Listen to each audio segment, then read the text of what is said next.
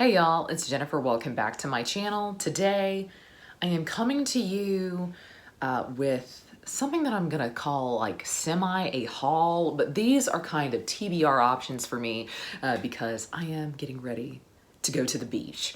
And when I'm at the beach, I'm somebody who reads a lot. I essentially get up in the morning, I go out, I sit on the beach, I read. I come back in, I eat some lunch, I read.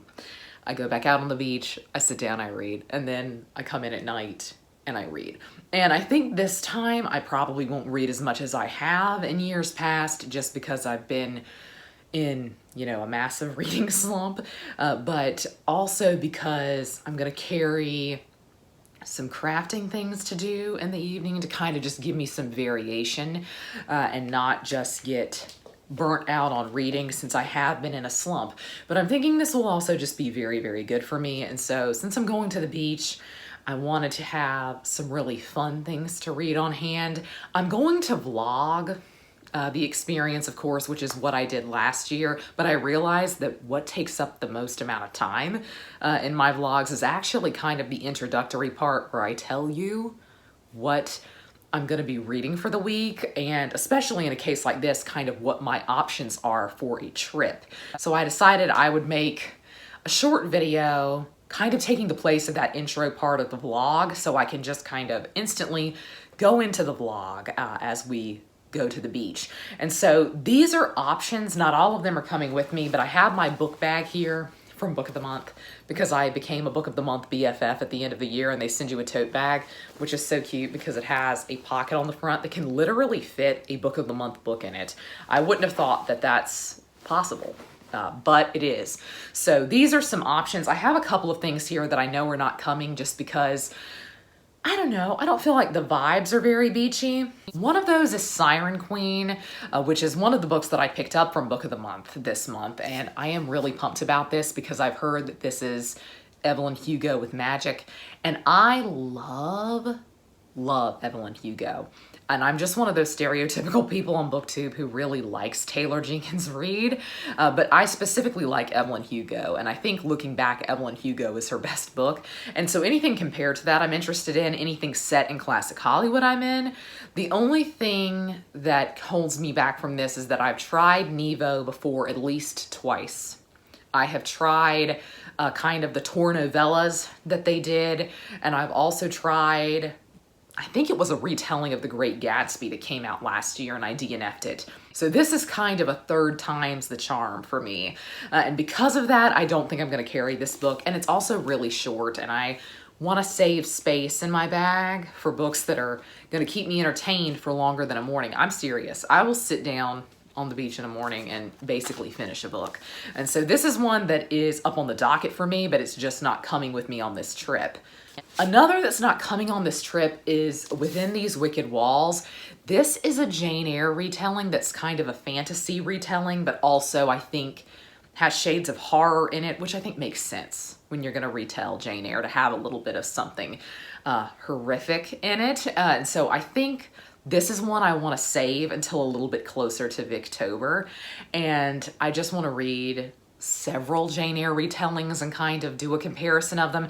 I've heard really good things about this one, and this was a Reese's book club choice, which is so interesting. I'm excited about this one. I just don't think the vibes are very beachy. So that's two I've eliminated right there, so I'm feeling good. I think this is one that I will wait on. I'll probably really like this, but I want to wait until we're moving into kind of the autumn period, or at least into semi-late summer, so that I can start getting in the mood for more spooky things. Though really, why should we limit Halloween and spooky to 1 month of the year? I don't think we should. These next are definites, and so my mom and I often share books, especially on vacation, and so a lot of these are ones that neither one of us has read, and so we're gonna read one and then give it to the other and see how we feel about it. And so one of these is In My Dreams I Hold a Knife by Ashley Winstead, which I really got because I think my mom will like this. She's more of a thriller reader and a mystery reader than I am. In fact, that's her preferred genre. But actually, so far this year, I think I've read quite a few thrillers or mysteries, and those have been books that I've really enjoyed and have helped me, if not get out of the slump, at least helped me want to read and want to pick a book back up.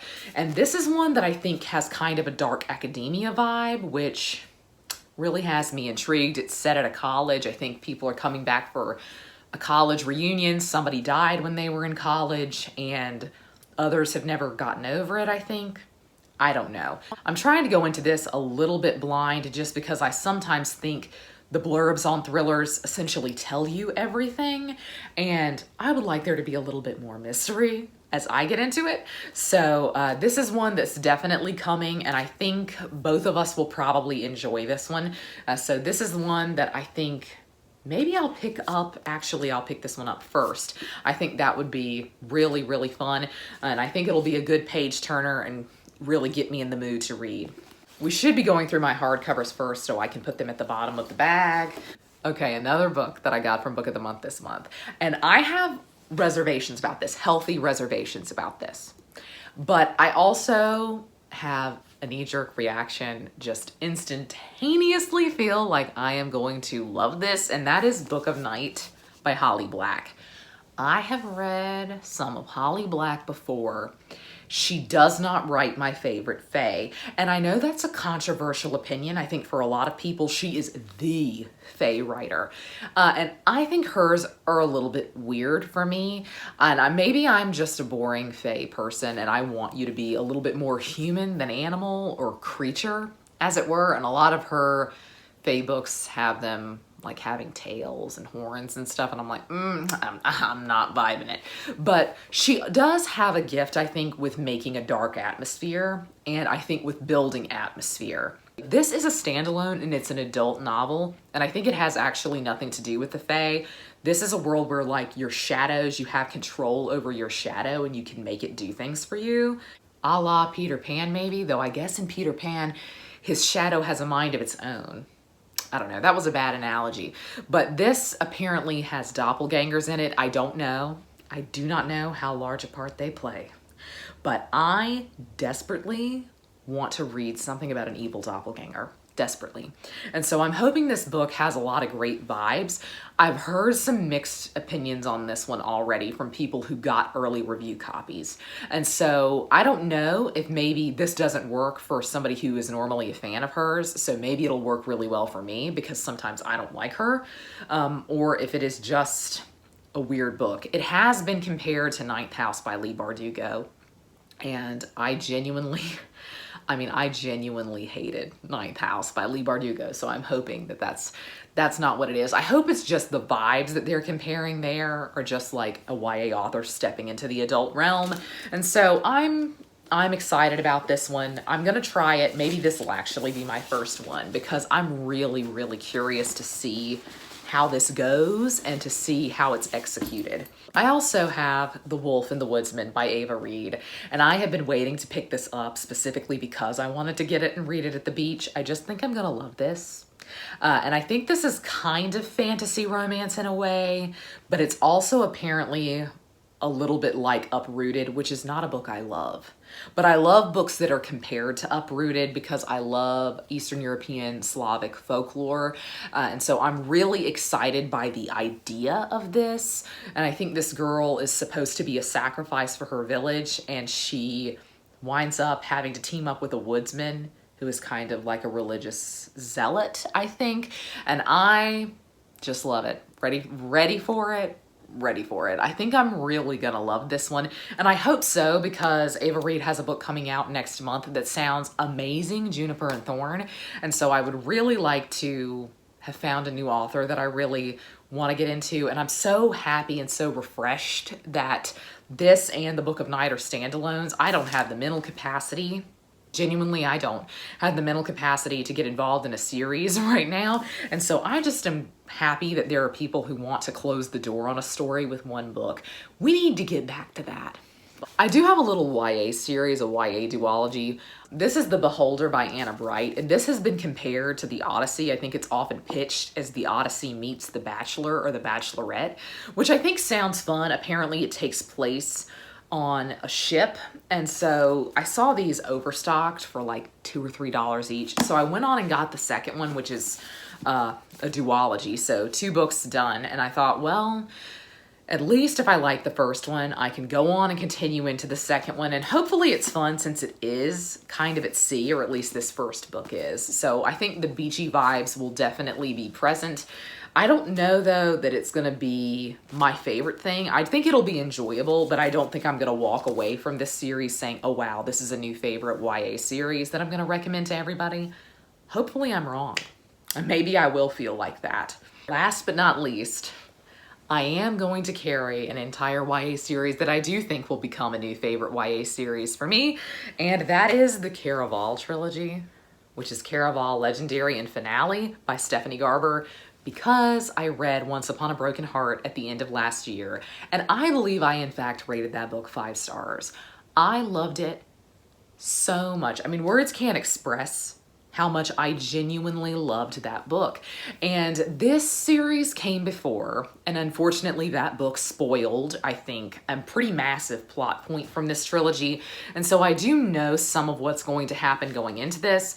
I did let my mom read these earlier, and she didn't like this series very much. I think she said it was okay. I mean, she finished the series, but she really liked Once Upon a Broken Heart far more than this.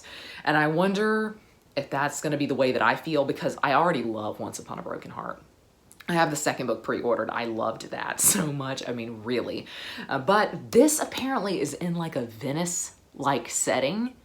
Excuse me, how can it be bad? You know, it can't be bad.